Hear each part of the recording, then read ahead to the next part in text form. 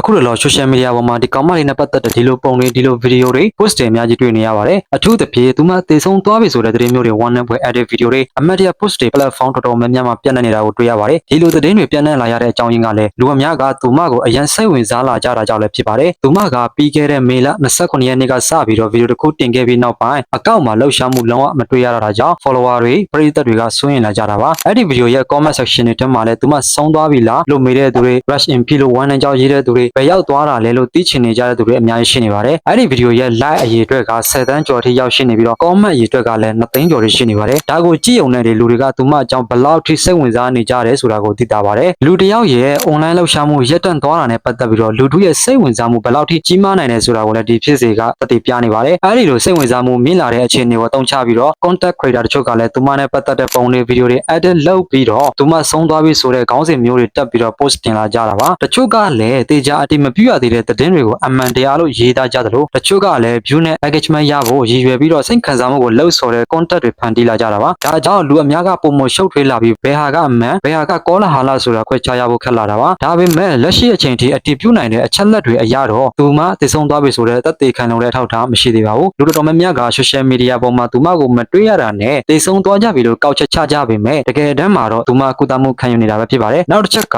လူအများပြောနေကြတဲ့သွေးကင်ဆာအကြောင်းဖြစ်ပါတယ်သွေးကင်ဆာဆိုတာကဗျုံစာကြီးတရက်တနက်တွေကောက်ခါငေကသေဆုံးသွားတတ်တဲ့ယောဂမျိုးမဟုတ်ပါဘူးယောဂမျိုးစားအဆင့်လူနာရဲ့ကိုယ်ခံစတဲ့အချက်တွေပေါ်မှာမူတည်ပြီးတော့လပေါင်းများစွာနှစ်ပေါင်းများစွာကုသမှုခံယူရင်းနဲ့အသက်ရှင်နေတိုင်နိုင်ပါတယ်အားလုံးကိုကျေးဇူးတင်ပါတယ်ဗျ